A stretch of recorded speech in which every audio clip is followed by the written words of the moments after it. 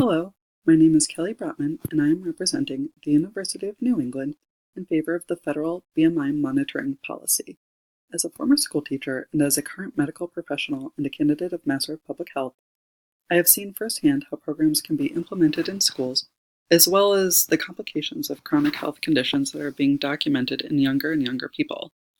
This policy, if passed, will require on a federal level that schools collect BMI, or body mass index, data from children and make this available in understandable terms to their families, and refer the children to a dietitian if this value is too high to be considered healthy.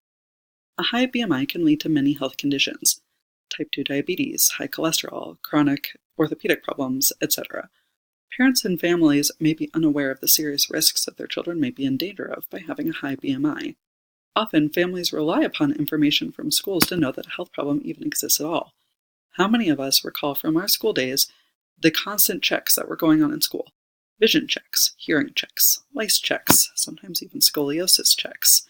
Schools have demonstrated in the past the capability of monitoring for health concerns, and BMI is a rising concern that should be added to this list. Someone may ask, why even bother implementing a federal policy at all? Schools have never monitored for BMI before, so why now? And why spend money on this policy rather than other requests from schools?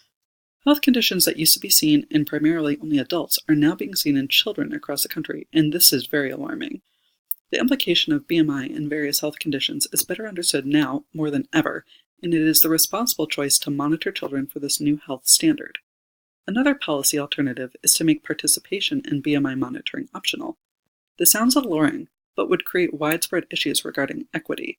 Schools in low-income areas already struggle for resources and finances and capable teaching staff. The implementation of a data collection program and health monitoring program would be incredibly burdensome on these areas. The clear choice is to pass a federal policy. By mandating participation and providing funds, there are countless methods by which schools can not only monitor BMI in school children, but also implement health programs to ensure BMIs stay within normal limits. These options include nutrition counseling, cooking classes, school gardens, physical activities such as sports clubs or other field days, and the list can go on. There are additional benefits to a federal BMI monitoring policy, such that the data can help determine the progress of various nutritional assistance programs that are scattered across the country. BMI has also been linked to bullying behaviors, educational outcomes, and some studies have even linked it to brain anatomy modifications. In essence, BMI is a rising health concern that has widespread effects, and it is our duty and our responsibility to help create a healthier future generation, and we can start by monitoring BMI as the first major step and going from there.